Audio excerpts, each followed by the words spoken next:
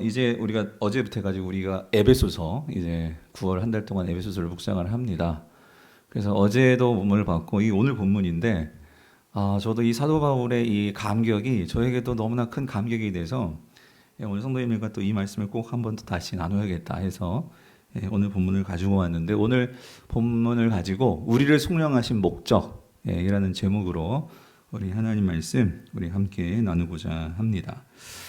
이 제목을 조금 이렇게 변경도 할 수 있을 것 같아요. 그러니까 우리 죄를 사하신 그 하나님의 이유가 뭘까요, 성도님들? 다르게 말하면 하나님께서 우리를 자녀 삼아 주셨죠. 그죠?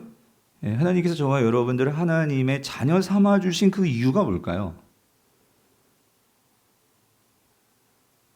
다시 그래서 우리를 속량하신 하나님의 그 목적이 뭘까요? 이거를 여러분이 오늘 설교를 듣고 분명하게 여러분이 말할 수 있게 되기를 바랍니다. 그래서 이거를 우리가 같이 오늘 좀 나누려고 해요.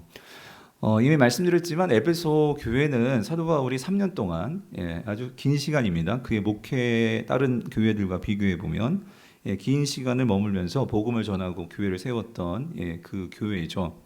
그래서 이제 그 교회에 이제 이 서신을 쓴 거죠. 바울이 썼는데, 근데 이 에베소 교회에게 쓰신 이 편지는 그러니까 다른 이런 우리가 고린도 전후서나 이 데살로니가 전후서나 갈라디아서나 이런 다른 서신들과 비교해 보면 그러니까 이 교회가 어떤 특별한 문제가 있어서 그래서 이 문제에 대해서 그거를 권면하거나 혹은 꾸짖거나 이렇게 하는 그런 목적으로 쓴 편지가 아니고 에베소서는 그거보다는 좀 더 이 교리적인 뭔가 중요한 하나님과 예수 그리스도와 성령 안에서 이 교회에 혹은 성도들에게 주시는 중요한 어떤 이 메시지 교리라고 할까요? 그것을 전해주는 서신입니다. 그래서 이거를 굳이 분류하자면 교리 서신이라고 할 수 있을 것 같은데 그래서 우리가 그런 교리 서신 중에는 아주 유명한 바울의 서신 중에는 뭐가 있을까요?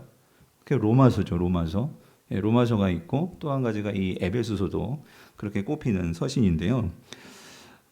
오늘 이 1장 1장을 저희가 다 읽지는 않았지만 이 1장 안에 사실은 이 바울이 말하고자 하는 이 에베소서 전체의 핵심이 다 담겨 있다라고 말해도 과언은 아닐 것입니다. 그래서 이 바울은 처음 1장을 써 내려가면서 그 하나님께서 이 우리를 성도로 불러주신 다시 말하면 하나님께서 우리를 하나님의 자녀 삼아 주신 그것이 얼마나 큰 은혜인지 그걸 너무나 감격해서 이 사도 바울 1장을 읽으면요 정말 가슴이 뛰어요. 바울이 얼마나 거기에 감격하면서 그것을 주체 못해서 그가 막 필체 한 문장으로 막 써내려가는 그의 이 심정이 보여지는데요. 오늘 우리가 다 읽지는 않았지만 1장 3절부터 14절까지가 그런 바울의 큰 감격이 담겨 있는 내용인데 그 감격의 내용이 뭐냐면 하나님의 이 놀라운 구속의 계획이요. 다시 말하면 하나님께서 오늘 우리를 그리스도 안에서 자기 백성, 즉 하나님의 백성 삼으셔서 하늘에 속한 신령한 복을 우리에게 주셨는데 그 내용을 우리에게 말해주고 있는 부분이 우리가 읽은 1장 3절부터 14절까지 그 내용입니다. 근데 그 내용 가운데 가장 중심에 있는 내용이 이제 오늘 우리가 읽은 이 본문이죠. 7절부터의 본문입니다. 자, 그래서 읽지는 않았지만 여러분 본문을 보세요. 여러분 3절을 같이 한번 볼게요. 3절을 같이 한번 읽어보면요. 시작. 찬송하리로다. 하나님 곧 우리 주 예수 그리스도의 아버지께서 그리스도 안에서 하늘에 속한 모든 신령한 복을 우리에게 주시대요. 지금 제가 이렇게 읽었지만 이 첫 시작이 뭐예요? 찬송하리로다. 그러니까 이 사도 바울이 진짜 너무 좋아요 하면서 말을 하고 있는데 그게 뭐냐면 하나님께서 우리에게 뭘 주셨다고요? 하늘에 속한 모든 신령한 복. 중요한 건 이거예요. 모든 신령한 복을 어떻게 하셨어요? 누구에게 주신 거예요? 우리에게. 그러니까 물론 지금 에베소 교회 성도들이겠지만 앞으로 오고 가는 이 모든 성도들에게 주신 거죠. 저와 여러분들에게도 주신 거죠. 그 신령한 복을 우리에게 주셨다. 그런데 여러분 이 신령한 복이란 게 뭘까요? 성도님들 신령한 복이 뭐예요? 그러니까 하늘에 속한 신령한 복 그게 결국 뭐죠? 구원입니다. 구원. 구원인데 여러분, 그래서 여러분이 구원이라고 생각하면 가슴이 뛰어야 돼요, 여러분. 가슴이 뛰십니까? 제가 오늘 뛰게 만들어 드릴게요, 여러분. 그래서 이 구원이 얼마나 가슴 뛰게 하는, 이게 얼마나 위대한 사건인가. 그래서 사도 바울은 이거를 어디에 속한? 하늘에 속한 건데, 그 하늘에 속한 복이 어디에 임한 거예요? 이 땅에. 그리고 그 땅에 누구에게? 저와 여러분들에게 이 복이 임했다는 거예요. 그래서 자, 이 복이 임했는데, 근데 중요한 건 이거예요. 그 하늘에 속한 모든 신령한 복이 우리에게 임했는데, 그렇게 임할 수 있는 것은 자, 어디 안에서? 어디 안에서? 자, 그리스도 안에서요. 그리스도 안에서. 그죠? 그리스도 안에서. 그래서 여러분 3절부터 14절까지요. 이 그리스도 안에서가 여러 표현으로 변주가 됩니다. 이제 그런 것들을 우리가 오늘 하나하나 볼 건데, 그러니까 그리스도 안에서, 다시 말하면 그리스도로 말미암아, 또 다시 말하면 그리스도를 통해서 그 신령한 하나님의 복이 우리에게 주어졌다, 그 소리입니다. 그러니까 다시 말하면 여러분 이거예요. 신령한 하늘의 복은 누구 안에서만 받을 수 있는 거예요? 그리스도 안에서. 그러니까 누구를 통해서 받을 수 있는 거예요? 그리스도를 통해서예요. 그러니까 여러분, 내가 그리스도와 관계가 없으면은 우리는 그 복 받을 수 있어요, 없어요? 없어요. 그리고 그 복이 뭔지도 몰라요. 그러니까 하나님에 속한, 하늘에 속한 그 신령한 복을 우리가 알려면 누구에게 초점을 맞춰야 될까요? 예수 그리스도시라는 거예요. 그래서 여러분, 사도 바울의 이 서신서, 바울 서신 안에서는 이 그리스도 안에 엔 크리스토스라는 이 중요한 이 문구가 너무나 강조되고 있고, 너무나 많이 바울은 이걸 즐겨 사용하고 있어요. 그래서 여러분 보세요. 이 그리스도 안에서라는 말이 뭐냐면 이겁니다. 그러니까 구원이라는 것은 결국 우리가 그리스도 안에 있을 때에만 그 신령한 복을 받을 수 있다, 그 소리입니다. 그러면 여러분, 그리스도 안에서라는 게 이게 도대체 무슨 말이 나는 거죠? 우리 그리스도 안에서라고 말할 때, 자, 이 말은 뭐냐면, 그러니까 우리가 그리스도 안에 들어올 때 우리에게 놀라운 변화들이 생겨요. 그랬을 때 오늘 이 3절에서 14절에서 중요한 변화 한 가지, 우리가 그리스도 안에 있을 때 뭐가 바뀌냐면, 그래서 신령한 그 하늘에 속한 신령한 복이 오늘 우리에게 구체적으로 구원인데, 그럼 구원이 뭐냐?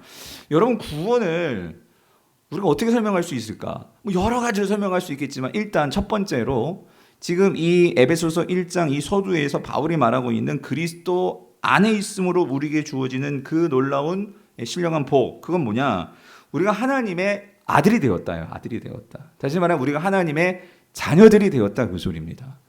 우리가 하나님의 자녀가 되었는데, 다시 말하면 우리가 이전과는 다른 새로운 정체성이 우리에게 주어지는 거예요. 자, 주어지는데 더 신기한 건 여러분 이거예요. 바울이 그리스도 안에라고 말할 때는, 그럼 여러분 이런 질문 드리죠. 우리가 어떻게 해서, 여러분, 내가 어떻게 하나님의 아들들이 될 수 있습니까?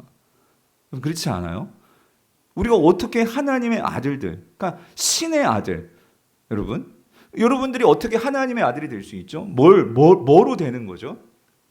뭐로 됩니까? 그래서 뭐로 되죠? 중요한 건데 뭐로 우리가 하나님의 아들들이 될 수 있죠? 예수 그리스도를. 그거 확실해요. 그거예요. 분명히 말씀하세요.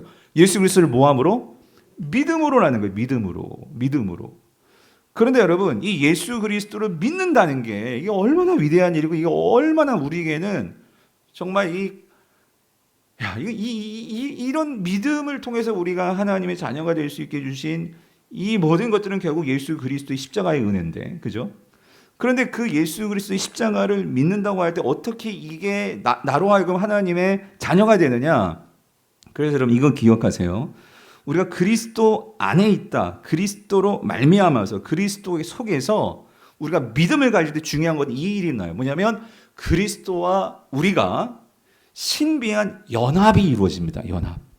그러니까 여러분, 믿음이란 게 그래요. 믿는다는 것은 그러니까 이 사람과 나와 뭔가 관계가 생기는 거죠. 그렇죠? 그랬을 때에 우리가 다른 거를 믿는 게 아니라 예수 그리스도를 신뢰하며, 그래서 우리가 아까 찬양, 우리가 주님께서 일하시는데 주가 일하시네. 그런데 우리가 그를 뭐하며 따를 때? 신뢰하며 뭐하는 자? 걷는 자 그랬잖아요. 그러니까 믿음이라는 것은 예수 그리스도와 신비한 연합이 이루어지는 건데, 그러니까 우리가 그분을 보고 그분을 신뢰함으로 그분과 함께 그가 가는 곳으로 가고 그가 서는 곳에 서고, 그렇죠? 그분과 함께 하는 거, 그게 연합이다, 그 소리입니다. 예. 그럴 때 하나님은 우리를 어떻게 봐주시냐면 이게 놀랍지 않아요? 우리가 그리스도와 믿음으로 연합될 때 우리도 하나님의 뭐로 여겨주신다고요? 자녀로, 하나님의 아들로, 딸로 여겨주신다는 거예요. 할렐루야. 여러분, 이게 얼마나 우리에게 큰 위로고 큰 특권이고 큰 은혜입니까? 하나님의 자녀가 된다는 게 여러분 아무나 하나님의 자녀가 되는 거겠습니까? 그러니까 하나님의 자녀가 된다라고 할 때는 그 하나님이 우리를 끝까지, 여러분 아까 우리가 찬양에도 그런 가사도 나왔던 것 같은데, 인생과 처음에서 끝까지 하나님께서 우리를 어떻게 해요? 책임지신다, 그 소리예요. 뭐 하신다고요? 책임져 주시겠다. 왜? 너는 내 거니까. 예. 여러분 결코 혼자가 아닙니다. 오늘 이 인생에서 여러분, 세상이 나를 버리고 이 상황은 지금 내가 다 버림받은 것 같고 보기에는, 눈으로 보기에는, 여러분 거기에 속으면 안 됩니다.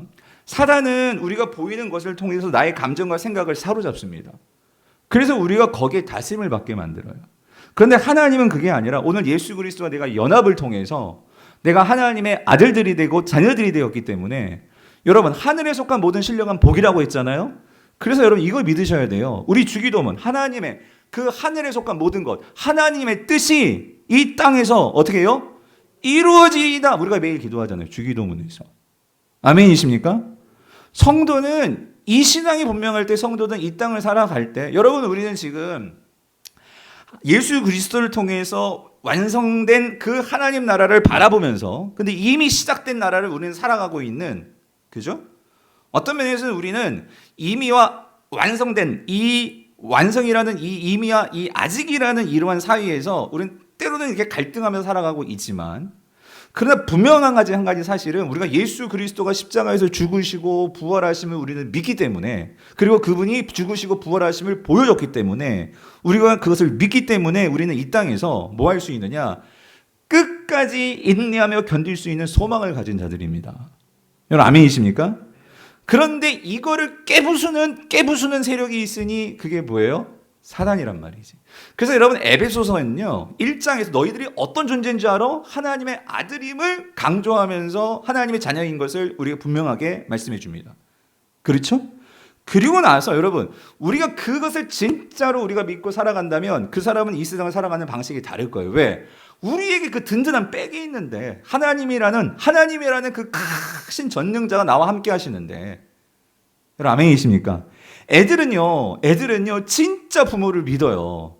아이들은요 아직 세상에 세속화라고 하죠. 세상의 것들이 보이지 않고 오직 누구만 보여요? 내 엄마 아빠만 보여요. 그렇죠? 우리 아이들은요 엄마 아빠를 비교하지 않아요. 나에게 있어서 엄마 아빠는 딱 한 분이에요. 그런데 이 아이들이 이제 크고 자라면서 이제 뭘 봐요? 세상을 본다고. 세상을 보면서 돈 많은 아빠, 뭐 그런 빽 있는 아빠, 이런 아빠들을 보면서 뭐예요? 우리 아빠를, 나에게 사랑을 주는 아빠는 뭐 하고 있어? 비교하고 앉아 있다고. 그러니까 거기에서 뭐예요? 여러 가지 갈등들이 생기면서 인생이 복잡해지고 어려워지는 거예요. 그러니까 여러분 정말, 그러니까 이 아까도 우리 누구지 왔는데, 여러분 애들이 부러운 게 뭐야? 아무런 근심 걱정이 없잖아.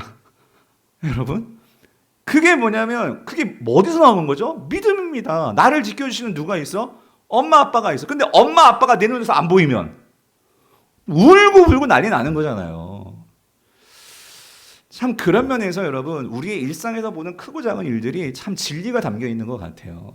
그래서 하나님께서 천국에 가는 자들은 어린아이와 같은 자들이 천국에 이를 것이다 하는 말들이, 그러니까 우리가 살면서 얼마나 세상 것들에 많이 생각이 사로잡혀 있는지를 우리가 정말 생각하면서, 하나님 진짜 우리의 생각이 다이어트가 일어나야 되는 것 같아요. 네? 이 생각을, 잘못된 생각들을 다 빨리 다 버려버려야지. 이걸 갖고 사니까 내가 하나님의 아들이라는 것을 들어도 감격이 없고, 하나님께서 하늘에 속한 신령한 복을 내게 주셨다고 해도 별 감동이 없고, 그게 왜 그러냐면 그만큼 내가 지금 나의 이 심령이 오염되어 있는 거예요. 여러분 이런 금요 기도요, 여러분의 기도의 시간을 통해서 그것들이 정화되고 깨끗하게 되고 새롭게 되어지기를 여러분 축원합니다. 그래서 오늘 사도 바울이요 이 그리스도 안에서 하늘에 속한 신령한 복이 뭔지를 이 사도 바울은 깨닫고 아는 자이기 때문에 이걸 계속해서 설명하는데, 이 복이 뭔지 구체적으로 이제 4절부터 설명을 해요. 하늘에 속한 신령한 복이 뭔지. 그래서 4절에 보면 이렇게 말하죠. 창세 전에, 같이 읽어볼게요. 시작. 곧 창세 전에 그리스도 안에서 우리를 택하사 우리로 사랑 안에서 그 앞에 거룩하고 흠이 없게 하시려고 5절 그 기쁘신 뜻대로 우리를 예정하사 예수 그리스도로 말미암아 자기의 아들들이 되게 하셨으니예요. 자, 이게 아까 제가 말씀드렸던 신령한 복이란 말이죠. 그리스도로 말미암아. 그죠? 이 그리스도로 말미암아 이 말은 다시 말하면 4절에서는 그리스도 뭐에서? 안에서. 이게 똑같은 말이란 말이에요. 그러니까 그리스도 안에서 그리스도로 말미암아 우리가 하나님의 뭐가 되었어요? 아들들이 되었다. 예. 하나님의 자녀들이 되었다. 그죠? 그래서 하나님의 자녀들이 되기 위해서 하나님은 이걸요 그냥 뭐 우발적으로 그냥 감정적으로 그냥 그게 아니고 4절 곧 언제? 창세 전에. 예. 창세 전에 이미 그리스도 안에서 그리스도와 함께 그리스도를 통하여 저와 여러분들을 구원하실 것을 하나님의 자녀들을 세우실 것을 이미 계획하셔서 뒤에서는 이게 경륜이라는 단어가 나와요. 경륜. 하나님께서 아주 은밀히 우리는 잘 모르죠. 몰랐어요. 근데 하나님은 그 계획 속에 누굴 넣으셨냐면 누구? 저와 여러분들. 예? 나를 넣어 놓으셨다고. 놀랍지 않습니까, 여러분? 하나님께서 구원의 방주를 만드셨는데 비유로 하자면 그 방주에 이렇게 자리가 있는데 지금 여러분이 앉아 있는 그 자리, 여러분의 자리로 하나님은 이미 계획하셔가지고 이미 뜻하셔가지고 그거를 만들어 놓으셔서 지금 여러분 지금 앉혀 놓으셨다 그 소리예요. 할렐루야. 여러분 제 말이 아니라 이게 성경이 지금 말씀하시는 거잖아요. 그죠? 그래서 그걸 뭐라고 표현해요? 선택했다. 택했다 그 소리예요. 여러분들은 택함 받은 자리입니다. 아멘이십니까? 아니 이게 선택이 아무나 되냐 말이에요, 여러분. 하나님의 아들과 딸로서 하나님은 이미 계획 속에서 저와 여러분을 택하셨다 그 소리입니다. 여러분 이거를 믿는 자들은 결국 자기의 인생이 지금 조금 망가졌다고 그렇게 쉽게 자기 인생을 버릴 수가 없어요. 하나님의 어떤 분이시냐고 내가 그렇게 택함 받은 자라는 것을 내가 진짜로 믿고 거기에 감격한다면 여러분 그 택함에는 반드시 뭐가 따르냐면요 사명이 따릅니다. 내 삶의 의미가 따라오는 거예요. 내가 하나님을 만나지 못하고 하나님을 알지 못하면요 우리는 인생의 진짜 행복이 뭔지 진짜 나의 삶의 의미인지를 몰라요. 왜 사람들이 세상에 빠지는 줄 아십니까? 그거는 삶의 의미를 모르니까 세상이 보여주는 것에 내 마음을 주기 때문이에요. 성도님들 많은 사람들이 지금도 삶의 어떤 행복을 위해서 열심히 살고 열심히 의미를 추구하는지 모르겠지만 잘 한번 보세요. 오늘 우리가 이 세상을 살아가는 많은 사람들의 삶의 의미라는 것도 알고 보면은요 결국 그게 뭐예요? 세상이 보여준 것을 내가 의미화한 거예요. 내가 사실은 진짜 뭐가 행복인지 세상 사람들은 몰라요. 진짜 행복을 보여주실 수 있는 하나님을 만나야지만 우리는 진짜 행복이 뭔지를 알고 그것을 추구할 거예요. 그런데 하나님을 진짜 만나지를 못하니까 많은 사람들이 뭐예요? 그러니까 세상이 보여주는 것이 나를 행복을 줄 것처럼 생각하고 그거를 모방하는 거예요. 그 무슨 말이냐면 여러분 이렇습니다. 우리가요 그냥 예를 들어서 물이요 물. 여러분 예전에 우리가 돈 주고 물 사 먹을 거 상상해 보셨습니까, 여러분? 예? 지금 물 돈 주고 사 먹잖아요. 근데 그 물이 그 물 아니겠어요? 근데 이 물에다가 막 무슨 3단순이 뭔다순이 막 그냥 라벨을 붙이고 거기다가 어떤 물은 비행기 타고 왔대 에비항인지 무슨 항인지 막 그걸 붙이고 그러면 사람들이요 막 유명한 사람들 좋은 사람들이 무슨 에비항을 먹고 뭘 먹고 막 하면은요 나는 예전에는 그냥 아무 물 먹었거든요. 근데 나는 그러다가 조금 돈이 있다고 이제 3다수 사 먹네. 근데 옆에 있는 사람들 보니까 에비앙을 먹고 그런 좋은 물을 먹어요. 그럼 나도 한번 뭐 하고 싶어? 뭐 하고 싶어요? 한번 먹어보고 싶지 않아요? 그렇지 않아요? 안 먹고 싶을 수도 있겠지만 사람이란 게 그거예요. 옛날에 물이면 다 물이지 그게 무슨 차이가 있어. 그런데 뭐예요? 사람들이 좀 내 옆에 있는 또 안무기가 또 그 물이 좋다고 또 먹네. 예? 그러니까 그럼 나도 좀 먹어볼까? 여러분 결국 우리의 모든 이 세상을 살아가는 방식들은 모방입니다. 세상이 보여주는 모방은요 결국 진짜가 아니라 결국 이 세상에서 돌고 돌고 도는 그것들을 결국 우리가 좋다라고 생각하면서 따라가고 있는데 우리가 진짜 좋은 것을 본다면, 여러분, 그 진짜 좋은 것을 보여주시기 위해서 이 땅에 오신 분이 누구시냐면, 그게 누구십니까? 예수 그리스도시라는 거예요. 그 예수 그리스도가 왜 저와 여러분들을 하나님의 아들들이 되게 하셨느냐? 여러분, 하나님의 그 좋은 하늘에 속한 신령한 복은 누구만 가질 수 있을까요? 하늘에 속한 그 신령한 하나님의 것은 누구에만 하나님이 주실 수 있는 것일까요? 하나님이 자녀들에게만 주는 거란 말이에요. 여러분, 아멘이십니까? 우리가 하나님의 자녀가 되었기 때문에 하늘에 속한 그 신령한 것을 우리는 알 수 있고 볼 수 있고 누릴 수 있는 특권을 가졌다, 그 소리입니다. 그런데 내가 이걸 모르고, 그러니까 우리가 예수님을 보고 모방을 해야 되는데, 그러니까 사람은 딱 이거예요. 인간은 하나님께서 어렸을 때부터 우리를 그렇게 세팅해 놓았어요. 뭐냐면 우리는요, 모방을 통해서 성장합니다. 따라가요. 따라가. 엄마가 이렇게 하면 어렸을 때 엄마가 하는 거 그대로 따라가고 아빠가 하는 거 그대로 따라가고, 그러면서 아이들은 배우고 자라가는 거예요. 근데 이거를 사단이 이거를 교묘하게 이제 어떻게 사용하냐면, 결국 하나님은 하나님을 보고 우리가 따라가도록 우리를 그렇게 세팅해 놓았는데, 사단이 그거를 다 오류를 만들어 가지고 그게 이제 하나님을 따라가는 게 아니라 이 세상의 것들을 보고 따라가게 만든 거예요. 그러다 보니까 성도들도 우리가 예수 그리스도를 믿고 그리스도 안에 들어와서 하나님의 자녀가 되었는데도 우리가 이거 생각하지 못하고 이거 잊어버리고 세상에 있어서 돌아가면서 세상의 것들 계속 보고 세상의 것들 계속 관계하면서 살면요, 우리가 하나님의 아들이라고 하지만 새로운 정체성은 받았지만 왜 우리가 신앙을 오래 가졌어도 삶의 모습이 변하지 않고 왜 이 모양 이 꼴일까요? 하나님의 아들로서 신령한 것들을 알고 그것들을 보고 그것들을 누리면서 살려고 나의 삶의 방향이 글로 간 게 아니라, 우리가 얼마나 세상에서 많이 있습니까? 그러니까 우리가 그거를 바라보고 그거를 묵상하고 그걸 갖고 기도하고 하다 보니 여러분, 우리가 하나님의 신령한 복을 몰라요. 예. 그러니까 결국 이 세상에서 우리는 뭐의 다스림을 받냐면 사단의 다스림을 받는 거예요. 우리의 생각이, 우리의 영이, 우리의 마음이. 그러니까 우울해하고 절망하고 비교하고 낙심하고 미워하고 시기하고 그러는 거예요. 예.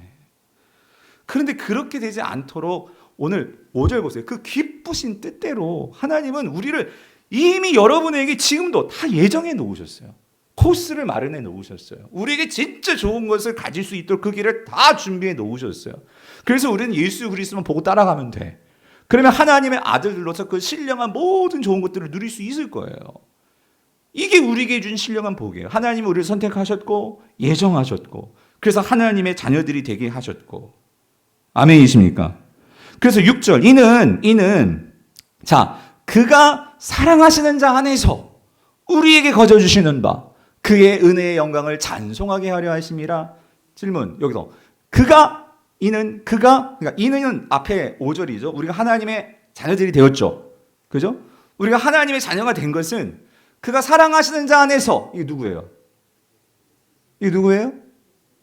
예수 그리스도시죠. 아까 말씀드렸죠? 그리스도 안에서, 그리스도로 말미암아, 그리스도를 통하여. 이번에는 그가 사랑하시는 자 안에서. 그러니까 여러분 잘 보세요. 하나님이 누구를 사랑하세요? 예수 그리스도를 사랑하세요. 근데 놀라운 게 뭔지 아세요?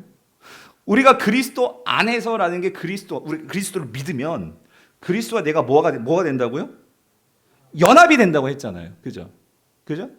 그러면 하나님은 예수 그리스도를 사랑하신단 말이에요. 그렇죠? 근데 우리가 예수 그리스도와 연합되어 있으면 예수 그리스도와 오늘 하나이기 때문에 당연히 우리도 하나님께서 우리를 뭐 하시는 거야? 사랑하신단 말이지. 그러니까 우리에게도 예수 그리스도에게 주셨던 것들을 우리에게도 주시고 그걸 누릴 수 있게 하시고 이렇게 되는 거예요. 그래서 여러분 중요한 건 이겁니다. 내가 예수 그리스도를 사랑해야 돼요. 내가 예수 그리스도와 가까워지면 우리는 하나님의 그 신령한 것들을 내 걸로 만들 수가 있어요. 근데 질문, 여러분 예수 그리스도를 사랑하십니까? 세상의 것들보다 정말 사랑하십니까? 솔직하게. 예, 아멘이라고 하셨으니까 그렇게 되시기를 축원합니다. 어떤 것보다 주님을 사랑할 수 있도록 주여 내 마음을 기경하여 달라고. 예, 여러분 그게 우리가 가장 행복해질 수 있는 비결이라는 거예요. 예. 왜냐하면 하나님은요 예수 그리스도를 너무나 사랑하세요. 왜 그러냐면 그분은요 하나님께 온전한 순종을 보이신 분이시기 때문이에요. 그래서 여러분 내가 비록 부족하고 우리는 죄 지어요. 저도 그렇고 우린 또 넘어져요. 그렇지만 우리 부족하지만 이거 하나 확실하면 하나님께서 우리를 버리지 않는 거예요. 뭐냐면 우리가 주님을 사랑하면 그 마음, 주님을 사랑하는 마음을 가지고 살아가면 여러분 주님은요 그거 하나로 우리 모든 것을 용서해 주시고 그거 하나로 우리를 다 맞아주시고 그죠? 그래서 오늘 그가 사랑하시는 자 안에서 우리에게 어떻게 하시면 이거 거저 주시는 바 어떤 조건이 없어요. 우리가 예수 그리스도를 사랑하고 그러니까 다시 말하면 예수 그리스도를 믿는다는 그분을 사랑한다는 거예요. 그거 하나면 하나님은요 아낌없이 우리에게 모든 것을 다 주실 수 있는 분이 하나님 아버지시라는 거예요. 하나님 아버지께서 그의 은혜에 그래서 그 영광을 자 우리에게 원하시는 건 이거예요. 뭐 하게 하려는 것이라? 찬송하게 하려는 것이라. 여러분 이 찬송한다는 건 뭐냐면 결국 이겁니다. 그러니까 이런 하나님의 신령한 복이 나에게 어떻게 주어졌는지를 내가 알아서요. 그래서 그 하나님의 감사와 감격을 가지고 내가 삶에서 그 은혜의 감사와 감격으로 살아가는 거예요. 삶으로의 감사입니다. 내 생활 속에서의 감사입니다. 그거를 감사를 나의 삶으로 드러내면서 높이면서 사는 거. 하나님은 그거를 바라시는 거. 여러분에게 바라는 거는 저에게 바라는 거는 그거 하나라는 거죠. 자, 이건데 자, 이제 7절부터는요. 그럼 그리스도 안에서가 어떤 의미인지를 사도 바울은 조금 더 구체적으로 이제 예수 그리스도의 관점에서 이거를 설명해 줍니다. 자, 7절 같이 한번 읽어볼게요. 시작. 우리는 그리스도 안에서 그의 은혜의 풍성함을 따라 그의 피로 말미암아 속량 곧 죄사함을 받았느니라요. 아멘. 그러니까 여러분 아까 말씀드렸잖아요. 그리스도 안에서라는 것은 내가 그리스도와 연합이 되는 거잖아요. 그죠? 그죠? 근데 여러분 그리스도와 연합이라는 게 아무렇게나 되냐 말, 그냥 저절로 되냐 말이에요. 결코 그렇지 않습니다. 그리스도와 내가 연합이 되기 위해서는 여러 하나님이 창세전부터 계획하셨던 이 구원의 경륜이 있었기 때문에 우리가 그리스도와 연합할 수 있게 된 거예요. 예. 근데 이 과정이 뭐냐? 자, 이겁니다. 그러니까 그리스도 안에서라는 그 개념이 뭐냐면 이거라는 거예요. 그 안에는요, 하나님의 은혜의 풍성함이 있습니다. 그리스도 안에는. 그죠? 그래서 그 하나님의 은혜의 풍성함이 있는데 이거를 우리가 그리스도 안에 들어와야지만 누릴 수 있게 되는 거예요. 그런데 그걸 어떻게 누릴 수 있느냐? 그거는요, 이것이 있어야 된다는 거예요. 뭐가? 그의 뭐로 말미암아? 피로 말미암아. 그럼 누구의 피예요, 이거는? 예수 그리스도의 피로 말미암아. 그래서 이걸 통해서 뭐가 이루어지냐면 뭐가 이루어져야 돼? 속량. 속량이 이루어져야 돼. 근데 속량은 다시 말하면 이게 뭐냐면 뭘 받는 거예요? 죄사함을 받는 거. 예. 이걸 통해서만 우리가 하나님의 자녀들이 되고 그리스도 안에 들어올 수 있다 그 소리입니다. 그러면 여러분 이거예요. 아까 제가 말씀드렸죠. 오늘 가장 중요한 설교의 제목이 뭐였어요? 제목. 설교 제목이 뭐였죠? 예, 우리를 속량하시는 목적. 자, 제가 여기서 제목을 따온 거예요. 그의 피로 말미암아 우리가 속량을 받습니다. 다시 말하면 죄 사함을 받습니다. 그러면 여러분 하나님께서 왜 우리를 그 귀하시고 귀한 그 하나님의 아들의 피를 흘리시면서까지 하시면서 저와 여러분들을 구원하시는 속량하시는 죄사하시는 그 이유가 뭐냐고요. 여러분 뭐냐고요.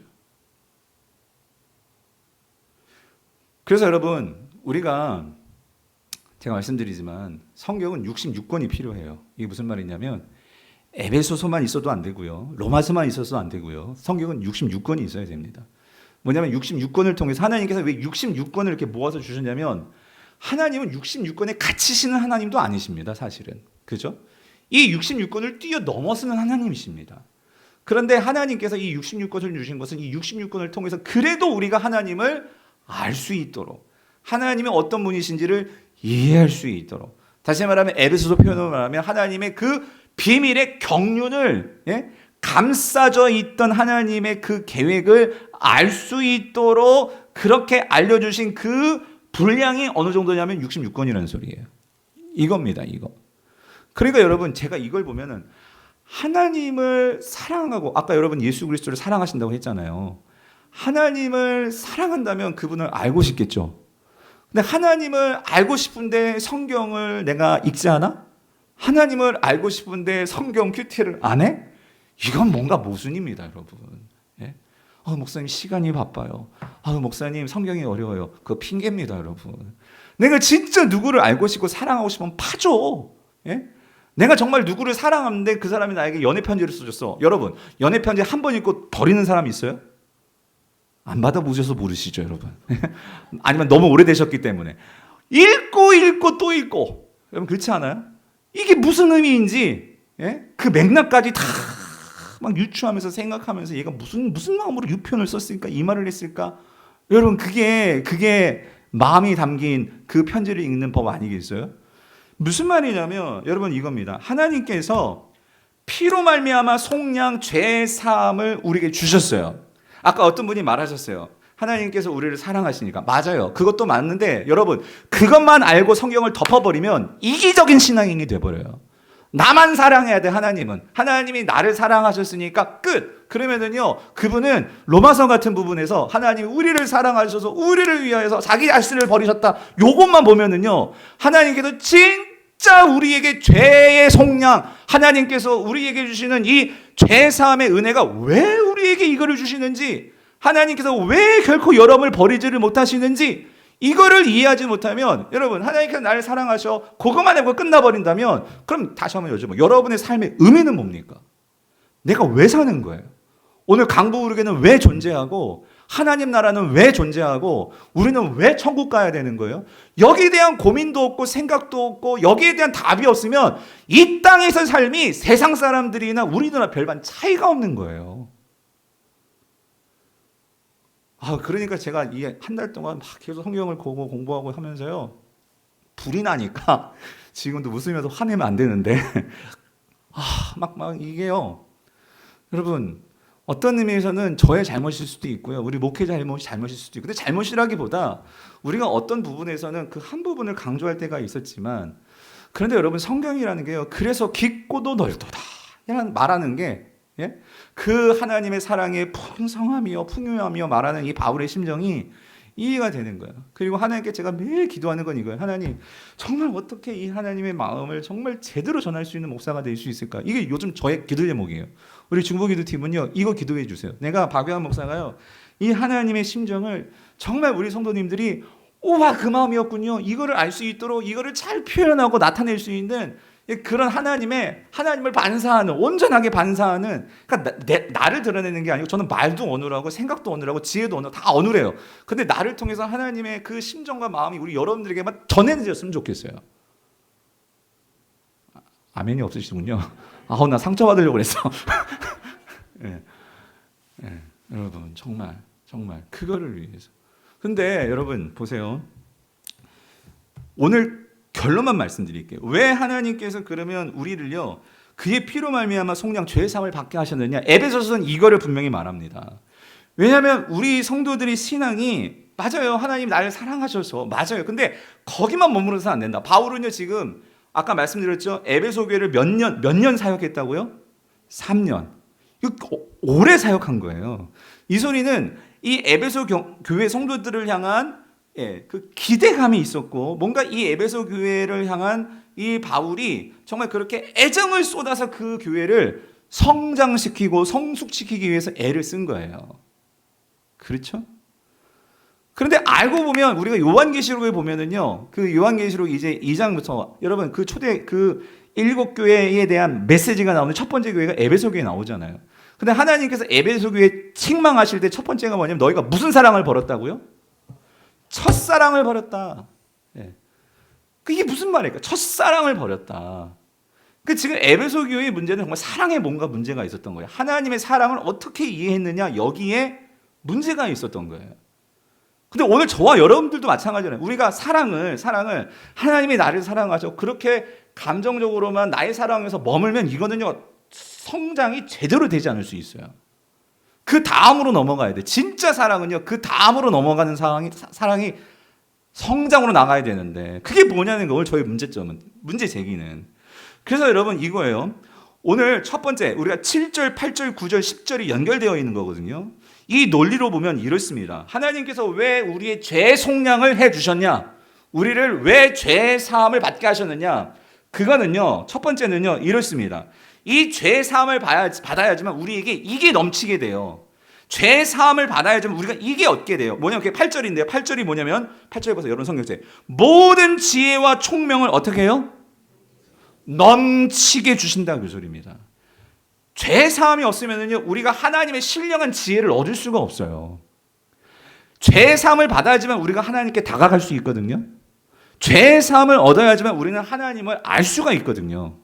죄 사함을 받아야지만 우리는 하나님의 그 신령한 지혜와 총명을 얻을 수가 있는 거예요. 그러면 여러분 내가 죄 사함을 받았습니까? 하나님을 알고 배우고 느끼려고 여러분이 애를 쓰셔야 된다 그 소리예요. 근데 우리가 하나님을 나를 사랑하지만 여러분 그거 맞아요. 틀린 거 아니에요. 나를 사랑하시는데 그러면 나는 얼마나 하나님을 사랑하기 때문에 하나님을 알려고 하나님께서 기뻐하시는 일을 하려고 나는 얼마나 애썼냐 말이죠. 예. 하나님은 정말 나를 사랑하시는데 그럼 여러분 하나님을 사랑해서 그 하나님의 마음에 합한 어떤 삶으로 하나님을 기쁘시게 해드리는 삶을 오늘 하루 살고 이곳에 오셨냐 말이죠. 예. 죄 사함을 받게 하신 것은 우리가 하나님의 정말 그 심중으로 들어가서 하나님께서 진짜 뭘 원하시는지 알 수 있도록 그 길을 열어주신 거예요. 그런데 우리가 그 길로 나아가기보다는 세상이 기뻐하고 세상에서 성공하고 세상이 알아주고 세상에서 높아지고 세상 사람들처럼 사는 것에 관심이 있어서 그러한 지식과 그러한 지혜와 그러한 총명함을 얻려고 살았다면 여러분 하나님과 점점 더 멀어지셨을 거예요. 예. 하나님이 희미하게 보이는 거예요. 그렇게 되면. 예. 하나님께서 우리에게 죄사함을 주신 것은 지혜와 총명함을 우리가 얻게 하시기 위해서 지금 그게 사도 바울이 말하고 있는 거. 두 번째는요. 그러면 여러분 이거 지혜와 하나님의 그 신령한 지혜와 총명이 왜 필요한 걸까요? 그게 9절이에요. 9절. 그걸 통해서 우리가 그리스도 안에서 때가 찬 뭐를 알게 된다고요? 경륜입니다. 경륜. 하나님의 감추어진 이 놀라운 저와 여러분을 위해서 창세전부터 계획하신 이 하나님의 놀랍고 어마어마한 하나님의 그 크심의 그 계획을 우리가 알게 된다면 우리는 그분 앞에 겸손하게 납작 엎드려서 하나님의 말씀 앞에 순종할 수밖에 되는 거예요. 근데 우리가 하나님의 그 크심과 그 하나님의 위대하심과 하나님의 그 어미하심과 하나님의 그 크심을 우리가 제대로 모르니까 우리가 어때요? 죄송해요. 기고만장하는 거지. 하나님 나 이만큼 했으니까 이 정도 된 거 아니에요? 하나님 어떻게 이룰 수가 있어요? 이렇게 된단 말이죠. 그러면 여러분 우리가 하나님의 그 크고도 놀라운 비밀스러운 하나님의 경륜을 알게 되면 결국 어떤 일이 벌어질까요? 그게 오늘 10절입니다. 10절 여러분 별표 치고 밑줄 긋고 이게 에베소서의 주제 가장 중요한 핵심이에요. 10절. 우리 10절 같이 한번 읽어볼게요. 시작. 하늘에 있는 것이나 땅에 있는 것이나 그리스도 안에서 어떻게 해요? 통일되게 하려 하심이라. 할렐루야. 여러분 예, 이 10절 진짜 10절 와 10절 여러분 이게요 이게 번역이 이게 좀 그래요. 근데 이게 이제 이걸 제가 설명을 좀 해볼게요. 여러분 이게요 여기서 감격이 안 일어날 수 없는 게 이게 보세요. 하늘에 있는 것이나 땅에 있는 것이나 다 그리스도 안에서 통일된다. 이 말이 무슨 말일까요? 이게 하나님께서 우리를 죄 사함을 받게 하신 그 이유라는 거예요. 목적이라는 거예요. 네. 무슨 말이냐? 여러분 이겁니다. 여기서 하늘에 있는 것이나 땅에 있는 것이나 다 그리스도에 통일된다. 이 말은 무슨 말이냐면요. 결국 결론이 이거예요. 하나님은요. 하나님의 백성들을 통해서 하나님의 나라를 이룬다 그 소리입니다. 예? 하나님의 나라를 이루는 거. 여러분 우리 하나님의 오매벌망 하나님의 꿈은 뭐냐면요. 그 아담과 하와로 인해서 망가진 그 에덴 동산이요. 이 에덴 동산. 그 신혼집. 하나님하고 인간이 정말 영적으로 비유적으로 말하면요. 결혼을 하신 거예요. 결혼. 그래서 우리가 함께 거하자, 함께 살자. 내가 이 동산을 거닐면서 너도 나도 보고 너도 보고 우리가 같이 그렇게 살자. 그래서 만들어 주신 것이 에덴 동산이었어요. 에덴 동산. 예?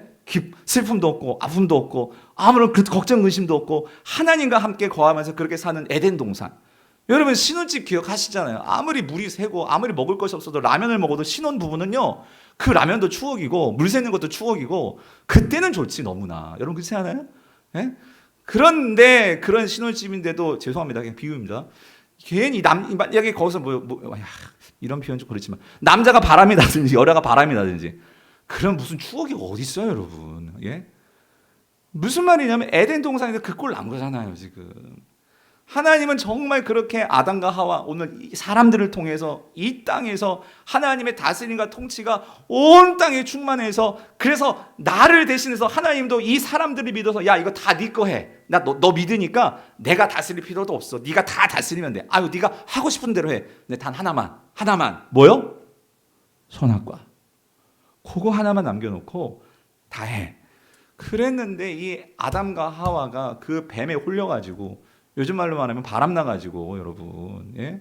이 사단에게 바람 나가지고 그 말 듣고 그거 홀라당 따먹은 거 아니에요. 예? 하나님의 말씀에 불순종한 게 결국 타락합니까? 내가 왕 되겠다고, 내가 좀 잘 살아보겠다고, 그래서 내가 정말 모든 거 하나님 없이 내가 한번 정말 다 해보겠다고. 아니 지금 다 하고 있는데 여러분, 다 하고 있는 거예요. 하나님처럼 하나님의 신적 대리 통치자로서. 그러고 있는데 그 사단의 말에 꼬여가지고 네가 진짜 하나님 될 수 있어. 너가 하나님보다 더 뛰어날 수 있어. 하나님 없이도 네가 더 잘할 수 있어. 그 말에 꼬드기면 넘어가가지고 결국 에덴이 그냥 다 깨어져 버린 거잖아요. 근데 참 우리 하나님은요 그 에덴을 추억하시는 거예요. 난 그게 너무 좋았는데, 난 그거 정말 회복하고 싶은데, 난 다시 정말 이 땅에 내가 너희들 안에서 이 모든 것을 다스리며 함께하는 그 나라 만들고 싶은데, 그래가지고 세운 게 애굽에서 건져내가지고 이스라엘 백성들 광야 거치게 해서 하나님이 어떤 분이신지 가르쳐 주시고 하늘에서 만나 내려주시고 돌 깨가지고 물 주시고 막 하나님이 별의별 일을 다 하신 거예요, 여러분. 여러분 그렇지 않아요? 왜? 하나님이 어떤 분이신지 가르쳐 주려고. 근데 그거 다 봐놓고 가나안 땅 들어가가지고 하나님이 땅 줬죠. 하나님께서 정말 그렇게 모든 거 다 주셨는데 또 가가지고 인간이라는 이 작자들은 뭐예요? 그 땅에 또 그 화려한 것과 가나안, 정말 보지도 못했던 광야 생활을 40년 했으니 그 가나안의 화려한 도시 문화와 이게 얼마나 눈이 휘둥그레졌겠어요. 여러분 그렇지 않아요? 그러니까 또 하나님 잊어버리고 또 바알을 섬기고 그러다가 망해가지고 또 바벨론에 쫓겨나가고 이런 꼴 난 거 아니에요? 또 하나님의 나라가 깨어졌네. 그런데 참 우리 하나님 대단하지 않으세요, 여러분? 그 하나님께서 끝끝내 나는 이 하나님 나라를 다시 세울 거야. 그 마음을 가지시고 하나님께서 이제 누구를 어떻게 하시는 거예요? 결국 인간이 다 흘려나가지고 다 엉망진창 만들어진, 이거 누군가 치워야 될 거 아니에요, 이거를. 여러분 그렇지 않아요? 그럼 누가 치워? 하나님은 영이신데 어떻게 치워? 그럴 수 없으니까 하나님의 아들을 성육신 시키셔가지고, 예, 여러분 하나님이 인간 되셔가지고 그 내려가지고 다 똥오줌 다 치우신 거예요. 여러분 그게 십자가고 그 다 치우시고, 근데 놀라운 게 뭔지 아십니까? 그렇게 다 치우셨는데 순종하셔서 십자가에 달리셨는데 하나님이 그 아담과 하와가 이루지 못한 하나님에 대한 그 선악과 하나 먹지 말라고 그것조차 순종하지 못했던 아담과 하와인데, 예수 그리스도는 그거는 정말 선악과하고는 비교가 안 되잖아요. 자기 몸을 찢고 모든 것을 찢고 하나님의 아들인데 그 로마 군사들의 조롱과 핍박을 다 받으시면서 온전하게 그 십자가에 오르셔가지고 그 모든 것을 하나님의 마음을 완전하게 완벽하게 순종하신 그곳이 어디입니까? 그곳이 어디예요? 십자가란 말이에요. 그랬을 때 하나님은 어떤 면에서는 두 번째 아담으로 하나님은 이 예수 그리스도를 그렇게 보시면서 그의 머리에는 가시면류관이었지만, 여러분 근데 성경은 그렇게 묘사하는 것 같아요. 요한복음은 내가 하나님의 영광으로 들려야지만, 그래서 여러분 요한복음은 하나님의 십자가를 영광으로 표현하죠. 영광으로 인자가 들려야지만 하나님의 나라가 임한다. 그래서 그 머리에 가시면류관, 피를 흘리시면서 쓴 가시면류관을 오히려 하나님은 하나님의 영광스러운 면류관으로 보시면서 그 로마의 그 폭력과 그러한 학대와 이러한 모든 것을 거기에 맞대응하셔가지고 이기신 것이 아니라 온전한 하나님의 순종으로, 온전한 그 하나님에 대한 복종으로, 온전한 원수에 대한 사랑으로, 낮아짐으로, 희생으로, 섬김으로 예수님께서 뭐 하신 거예요? 이 모든 악한 권세와 모든 것들을 이기신 그 자리가 뭡니까? 십자가 아닙니까? 십자가. 그리고 그 십자가에서 내가 승리했다라는 것을 확증해 주신 사건이 3일 만에 죽음에서 뭐 하신 거예요? 부활하셨잖아요. 그랬을 때 하나님께서 그래 바로 너야 해서 하늘에 있는 것이나 땅에 있는 것이나 다 그리스도 안에서 통일되게 한다는 소리는 그 예수 그리스도에게 모든 하늘과 땅의 모든 통치권을 다 이제 누구에게 주신 거예요? 예수 그리스도에게. 그래서 우리가 지난주에 봤잖아요. 마태복음 28장 여러분 18절 뭐요? 하나님 예수 그리스도께서 나와 이르시되 하늘과 땅의 모든 권세를 누구에게 주셨으니? 내게 주셨으니. 성도님들 무슨 말입니까? 그리스도 안에서 통일되게 한다는 소리는 이제 그 예수 그리스도가 이 하늘과 땅과 모든 권세를 가지시고 다스리시고 통치하시는 분이 누구시라는 거예요? 예수 그리스도시라는 거죠. 여러분, 하나님 나라를 세운다는 것은 우리나라가 기독교 국가가 된다는 게 아니에요. 하나님 나라가 된다는 것은 대통령이 예수 믿는 대통령 나온다. 그래서 교회 다니는 대통령 나왔어. 여러분 그렇게 되었는데 우리나라가 무슨 진짜 정말 기독교 사상과 기독교 하나님의 사랑과 공의와 희생과 이런 것이 실천되는 그런 나라였었습니까? 여러분 성경에 말하는 것은요 무슨 기독교 국가로 바뀌고 기독교 사회 그게 아니고요. 하나님께서 하나님 나라를 세운다 그 소리는요 오늘 그리스도 안에서 이 말은 뭐라고요? 내가 그리스도를 믿음으로 그리스도와 연합되어서 오늘 예수 그리스도가 이 땅에서 온전한 하나님의 다스림을 받아서 하나님의 순종과 그 희생과 섬김과 용서와 그 정의와 이 모든 것을 이 땅 가운데 보여주시고 나타내신 것처럼 그래서 하나님의 그 온전한 다스림이 있을 때 예수님 근처에는 귀신이 얼씬도 못하고 예수님이 있는 곳에는 병이 떠나가고 왜? 하나님의 다스림이 그분 안에서 온전히 나타나니까. 그러므로 오늘 저와 여러분들을 통해서 하나님께서 원하시는 왜 죄 사함을 하셨느냐? 왜 우리를 속량하셨냐? 그 목적은요. 그리스도 안에서 통일되게 하시면 무슨 말씀입니까? 아까 말씀드렸잖아요. 하나님께서 우리에게 모든 것을 다 주실 수 있는 것은 하나님은 예수 그리스도를 사랑하신단 말입니다.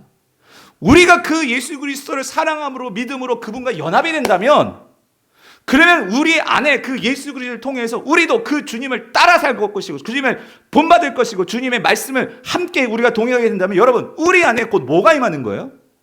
하나님의 다스림이 임하는 거예요.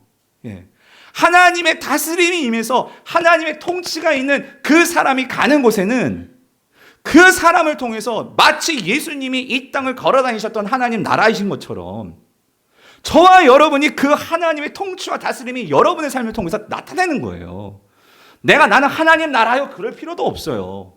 예수님이 어떻게 하셨습니까? 예수님이 가는 곳에서는요 귀신이 그냥 떠나갔어요. 병이 떠나가고 하나님의 나라가 그냥 임했던 거예요. 그래서 여러분 예수님께서 뭐라고 말씀하시죠?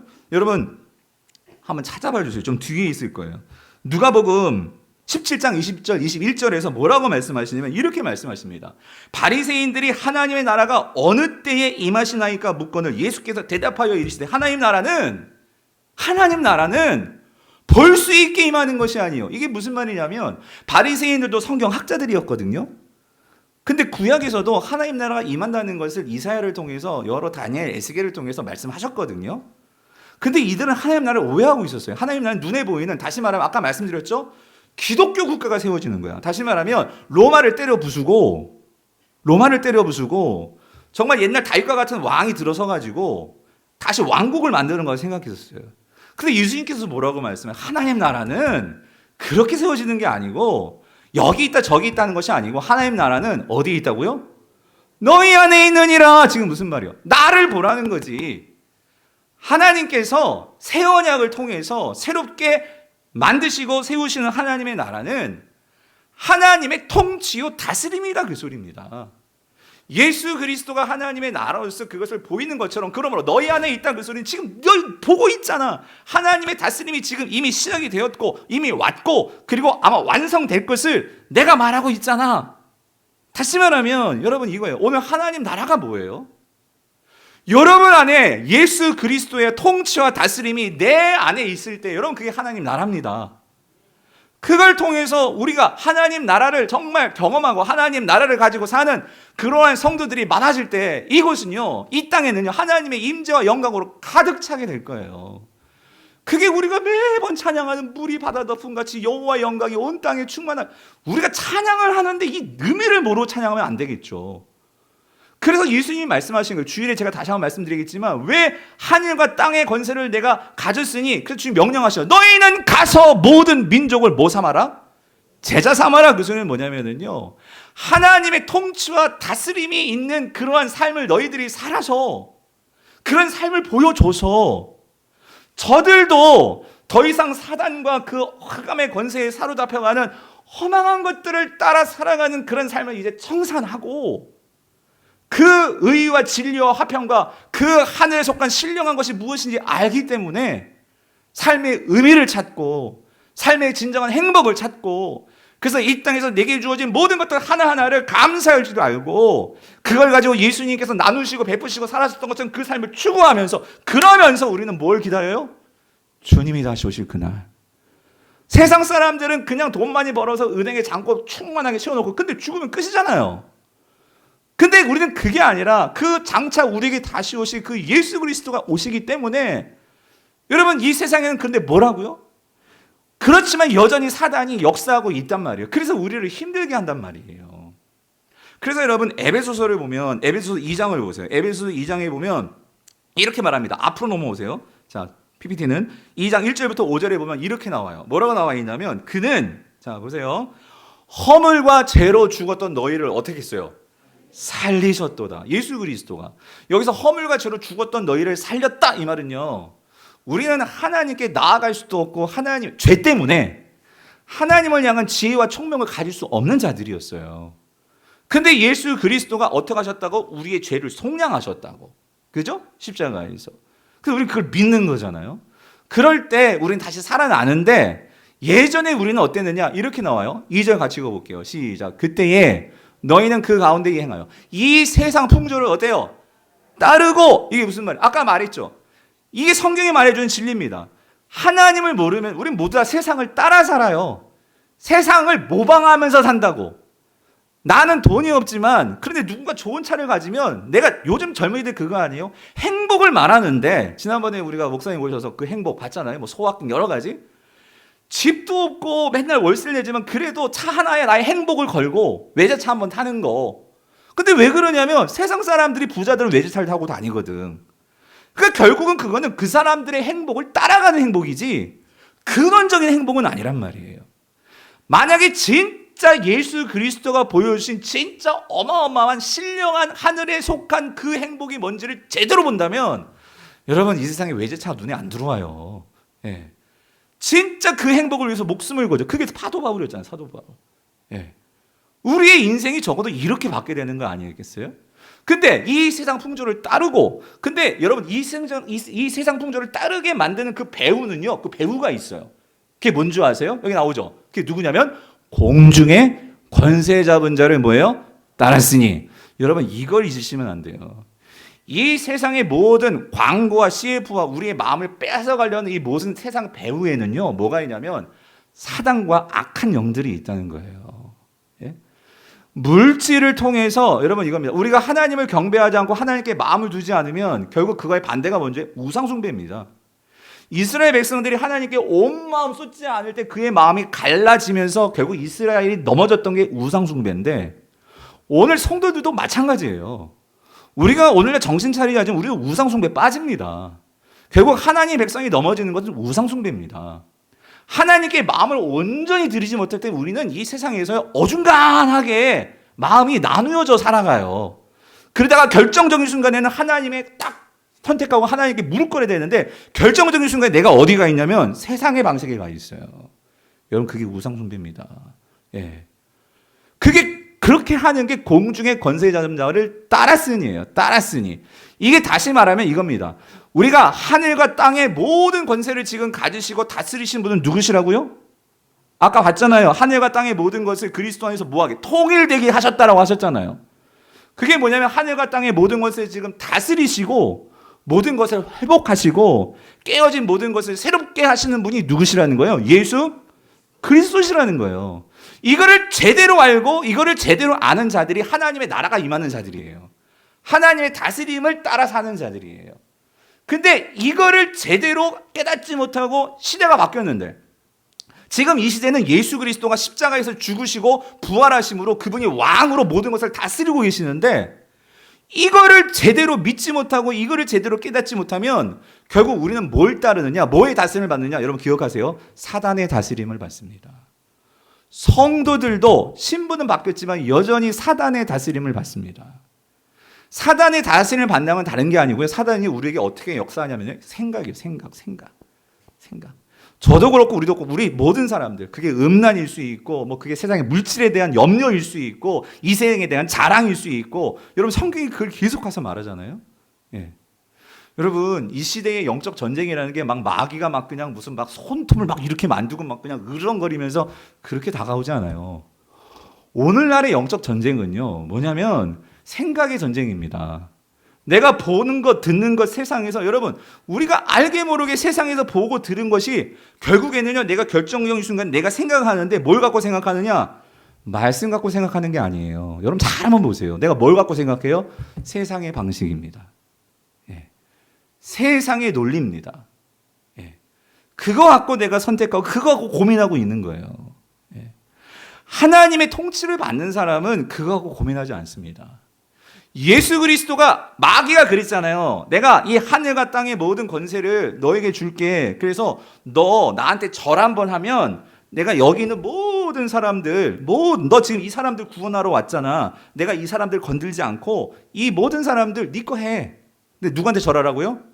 나한테 절해. 여러분 이게 예수님께서 받으신 두 번째, 여러분 시험이셨잖아요. 세 번째인가? 아무튼 여러분 그 첫 번째는 뭐예요? 이 돌덩어리 네 능력 가지고 뭐로 만들 수 있어? 떡으로 만들 수 있잖아. 너 능력, 너를 위해서 마음대로 써봐. 근데 여러분 하나님께서 주신 능력은 뭐 하라고 주신 능력이었어요? 나를 위해서가 아니라 구원을 위해서 주신 능력이었잖아요. 예수 그리스도의 방식은요, 여러분 이 세상에서 그 마귀는요 결국 이거예요. 세상에서 세상의 방식으로 나를 섬겨봐. 그럼 너 편하게 해줄게. 근데 예수님은 그 다 거부하셨잖아요. 왜? 그건 누구의 방식이 아니야? 하나님의 방식이 아니에요. 네. 영적 전쟁은 다른 게 아니라, 여러분 기억하십시오. 아담과 하와가 무너진 것은요 결국 하나님 말씀이 아닌 사단의 말씀에 순종했을 때 타락한 거예요. 하나님 말씀에 순종하지 않는다는 것은 하나님의 다스림을 받지 않는 거예요. 우리가 하나님의 다스림을 받지 않으면 우리는, 여러분 둘 중에 하나입니다. 사단의 다스림을 받습니다. 사단을 따라가게 되는 거예요. 그런 부분에서 오늘 성도들에게, 그래서 여러분 보세요. 결국 그렇게 사단이 모든 배후에서, 또 이 세상이 결국 그래서 우리를 어떻게 우리를 다스리느냐. 3절. 전에는 우리도 다 그 가운데 우리의 뭘 따라? 육체의 욕심을 따라. 이 육체가요 사단에게 길들여져 있는 거예요, 여러분. 여러분 제자 훈련이 뭔지 아십니까? 제자 훈련. 왜 제자 훈련 받고 또 받고 또 받고 또 받고 하세요? 왜 그러냐면 여러분 우리 육체는요 그냥 놔버리면은 옛날 방식, 사단에 길들여졌던 그 방식이 또 우리에게서 올라와요. 이거 여러분이 잘 아시잖아요. 저도 너무 잘 아는데. 그러니까 우리 끊임없이 주님 왜 그러냐면, 근데 여러분 이거 아세요? 우리가 더 주님께 많이 길들여질수록 옛날같이 그렇게 고민은 하지 않습니다. 어떤 문제에서 세상 앞에서 우리가 그렇게, 옛날에는요 그러니까 하나님이 좋은 것들을 모를 때는 많이 고민합니다. 그런데 하나님이 좋은 것들을 많이 경험하면 경험할수록 우리는 그만큼 고민하는 것들이 줄어드는 거예요. 예. 그래서 우리가 하나님의 다스림을 받을 때 우리에게 주어진 상태를 성경은 뭐라고 말하냐면 그게 샬롬입니다. 평안한 거예요. 예. 두 마음이 싸우지를 않으니까 평안한 거예요. 저는 우리 강부우리교회 성도들이 이런 평안함을 누리는 저 여러분 될 수 있게 되기를 간절히 축원합니다. 예?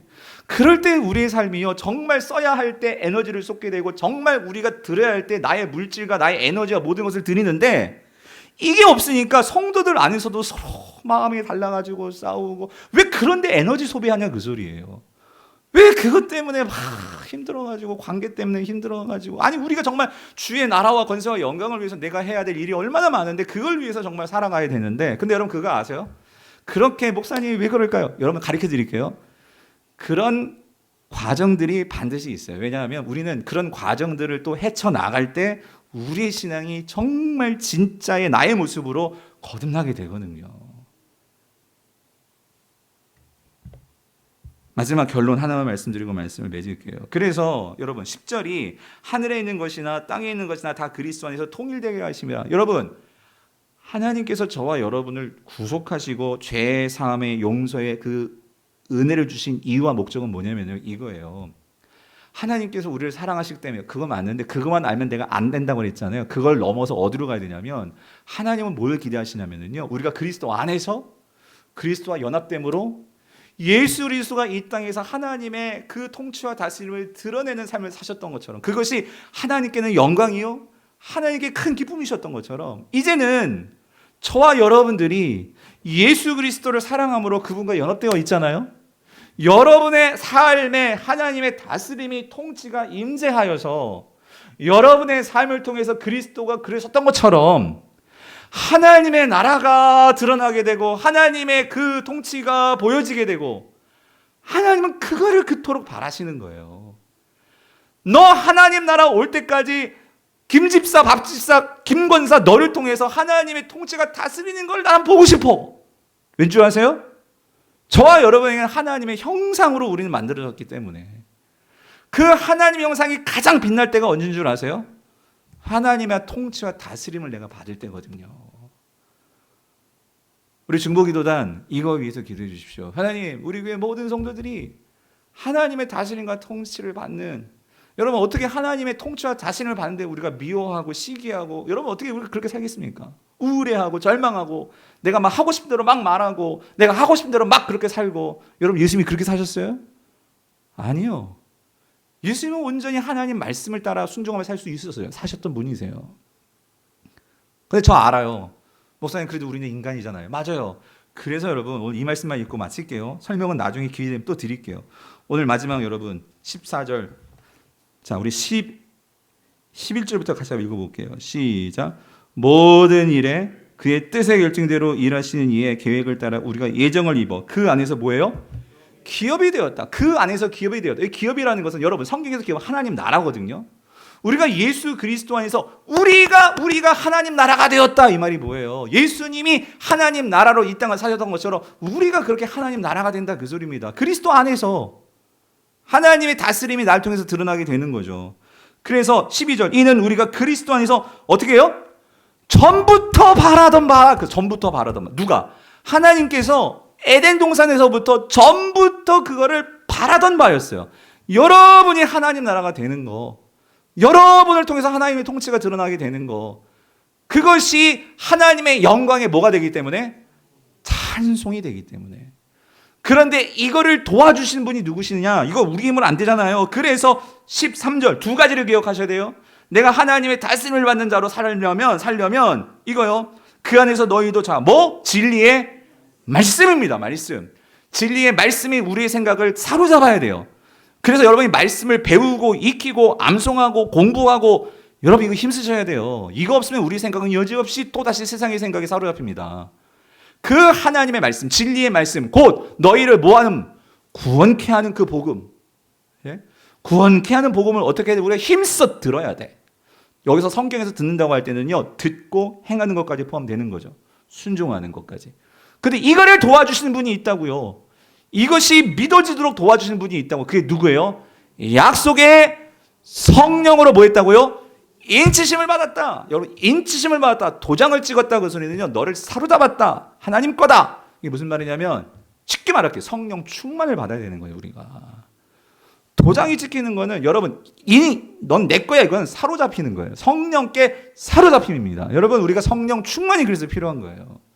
성령 충만으로 말씀이 여러분 머릿속에만 있는 말씀 가지고는 안 되고요. 성령 충만이 있을 때 여러분의 삶 속에서 구체적으로 하나님 나라가 드러나는 것은 여러분이 구체적으로 애를 키우고 장사를 하고 어떤 사람들과 정말 내가 어떤 관계를 하면서 갈등이 지금 막 있어요. 그럴 때 하나님의 말씀이 성령의 도우심으로 나타날 때, 하나님의 통치가 있을 때 여러분의 문제가 해결되는 거지, 그냥 머리로만 갖고 있는 그 말씀 가지고는 아무런 능력이 안 나타나잖아요.